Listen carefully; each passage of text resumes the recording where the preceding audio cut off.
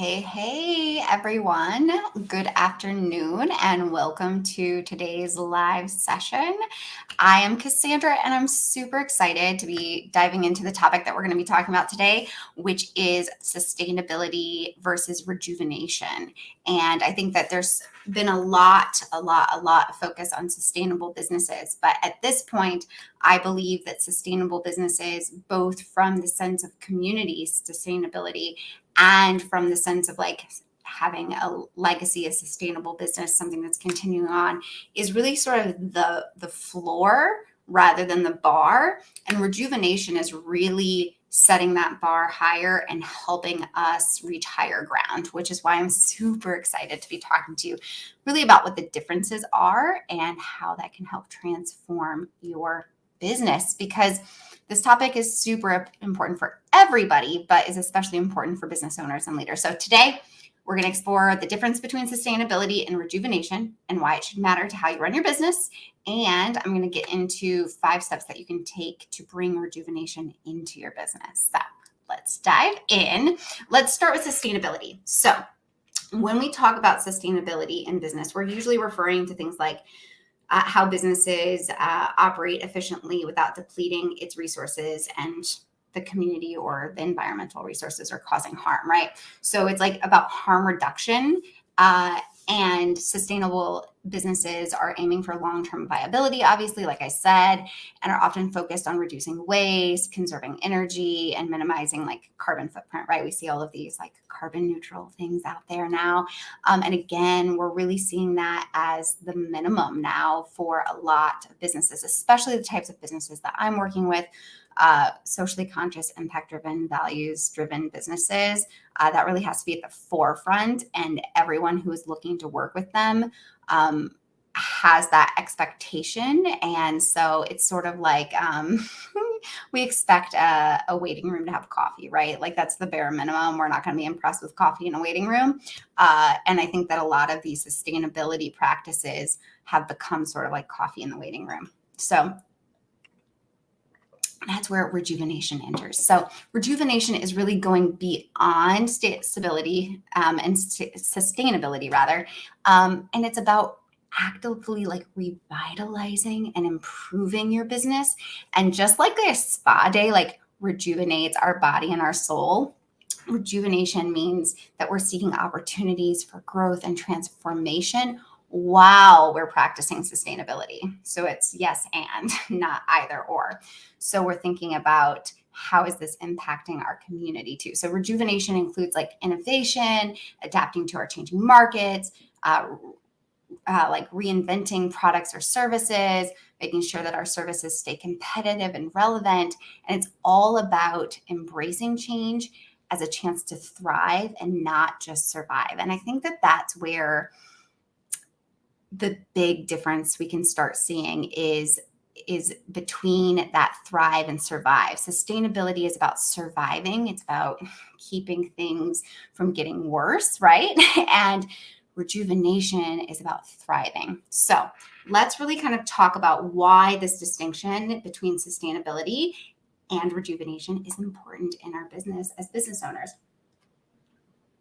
I think that the first and most important one is competitive advantage, right? So conscious capitalism, right? We are here to make money. We are thinking about all of our stakeholders, but we also have to be thinking about what is our competitive advantage. And so when we're focused on rejuvenation, we can set ourselves apart from those competitors, right? Like I was saying, both customers and potential team members and really community members are really looking for those who are committed to sustainable and rejuvenating business practices. So those who are really committed to that are able to adapt more quickly and meet those customer demands and kind of stay ahead of the curve and give yourself that competitive advantage. So like selfishly for that bottom line, that is one reason to really be thinking about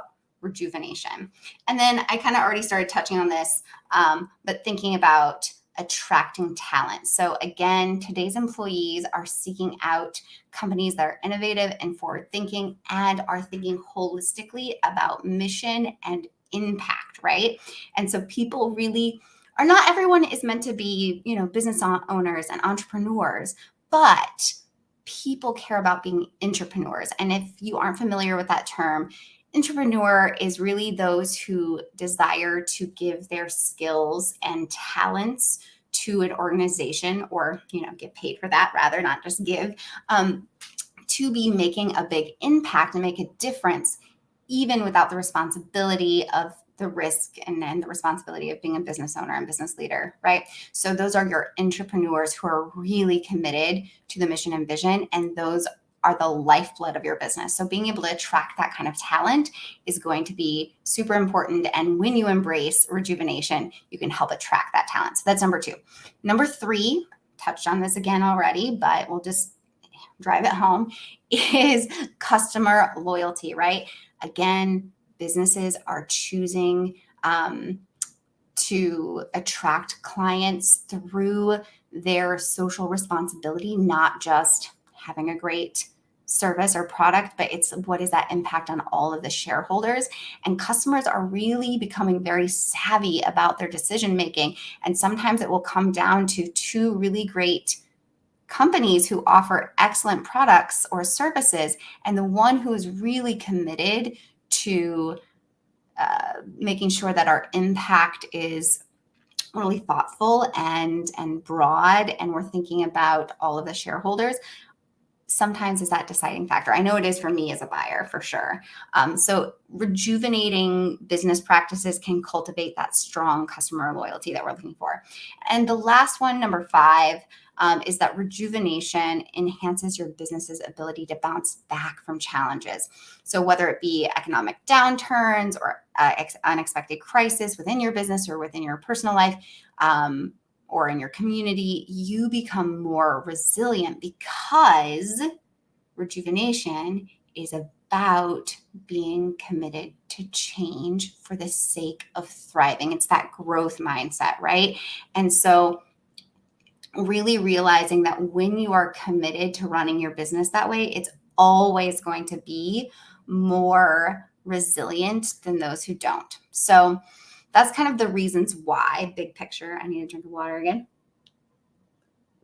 And then really getting into like the practical how. Now I'm going to stay at like a 30,000 foot view right now, because I don't want to make this video super, super long, but I'm going to run through 5 steps that business owners can take to bring rejuvenation into their business and be thinking about it through the different lenses.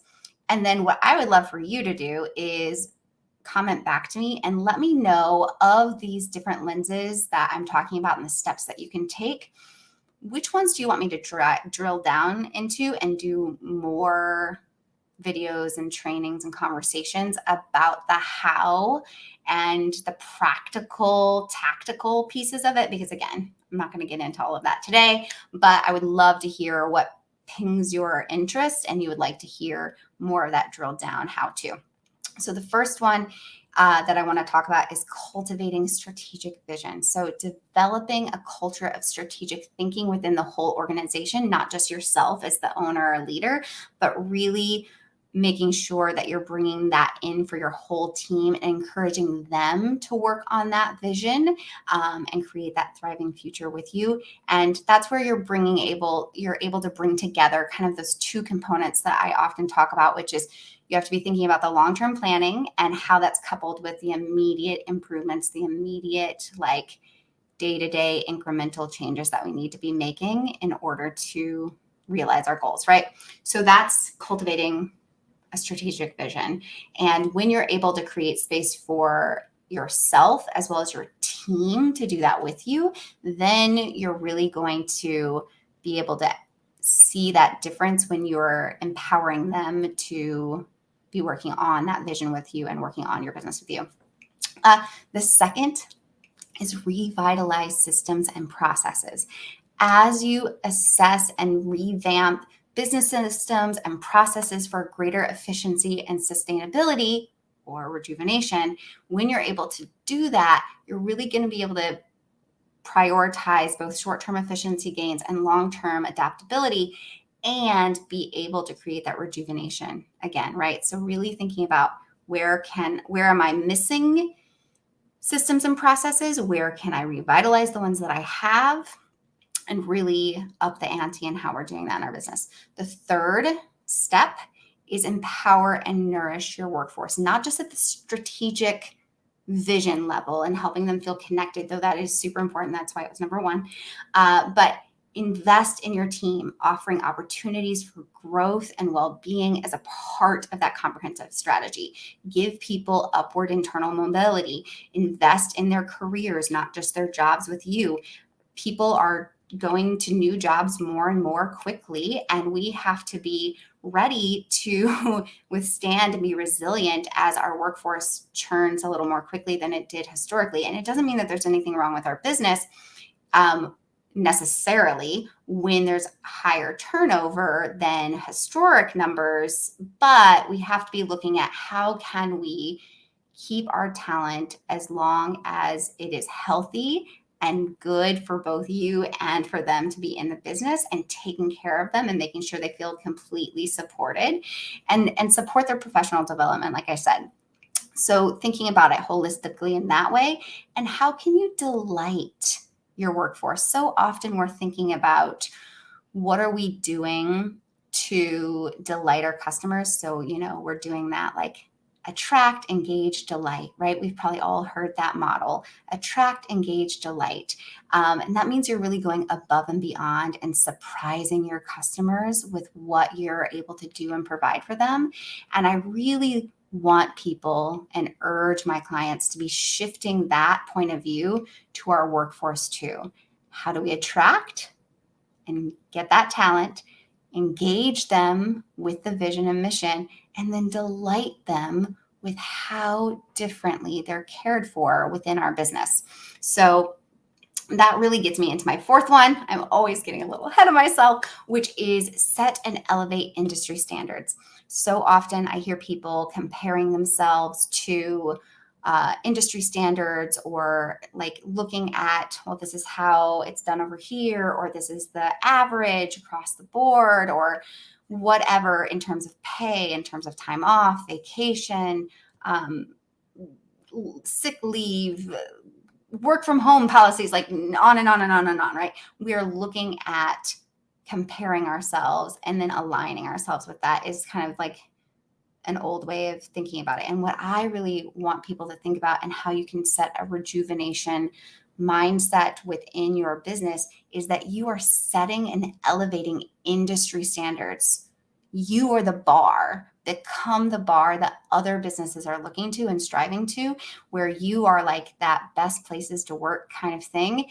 And you are helping overall elevate the expectations of those in your industry and taking better care of all of your stakeholders. And then that leads me to my fifth one, which is engage and delight all of your stakeholders. So often, especially when we're thinking about big business, we're thinking from the lens of our customers and how that affects our bottom line, and our shareholders, right? Who has invested and has a financial stake in the business, in that kind of like traditional shareholder mindset.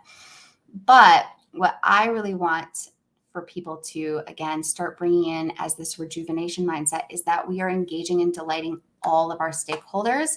So creating engagement strategies for all of your stakeholders, that includes your encompassing your suppliers, your local communities, your environmental considerations, but also thinking about it from the lens of, well, I think I covered that. Our customers, our team, all of those who have a vested interest in how our business is impacting their world, right?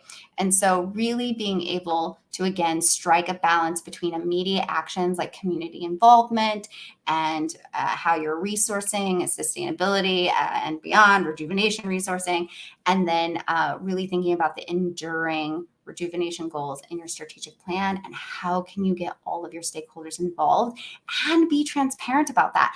We can't be what we can't see, right? I know that it might be a little cliche or be a little bit of a trope, but it's because it's true. Until we can see an example, it's really difficult to become that thing. And so that's why it's important that those of us who are focused on rejuvenation practices and creating a paradigm shift in how we are thinking about conscious business and conscious capitalism, and how we as private business owners can really be able to create a big impact in the world, we have to be thinking about that whole ecosystem, right? So when we're able to seamlessly integrate long-term strategic planning, enhancements and systems and processes all together, then you're able to lay that groundwork for that rejuvenated business that not only benefits your immediate operations, but also your employees, your stakeholders, all of it.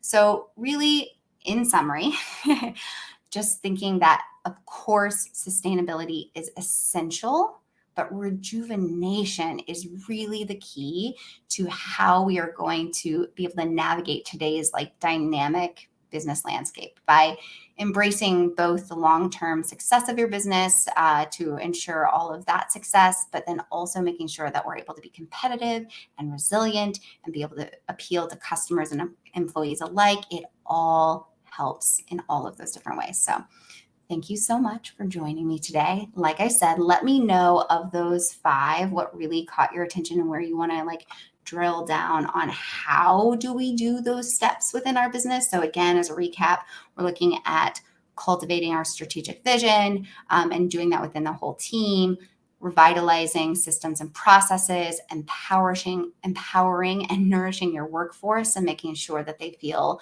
delighted and beyond well cared for, setting and elevating your industry standards and really raising the bar and leading by example, and then engaging and delighting all of your stakeholders and baking that into all of your planning, both for the here and now and the future. So by being able to do all of that, we're really going to be able to shift from that just survive to our thrive. And that is why I want us to really be remembering that it's not just about keeping the engine running, it's about evolving so that we can all thrive. And I will do a whole other lesson on the idea of what we're doing just to keep the engine running and how that is hurting us and our business in the long run. But I will save that for another day. In the meantime, drop your questions. Let me know what you think about sustainability versus rejuvenation, and let me know what you want to hear more about in that topic. So thanks, friends, and we'll see you all later. Bye.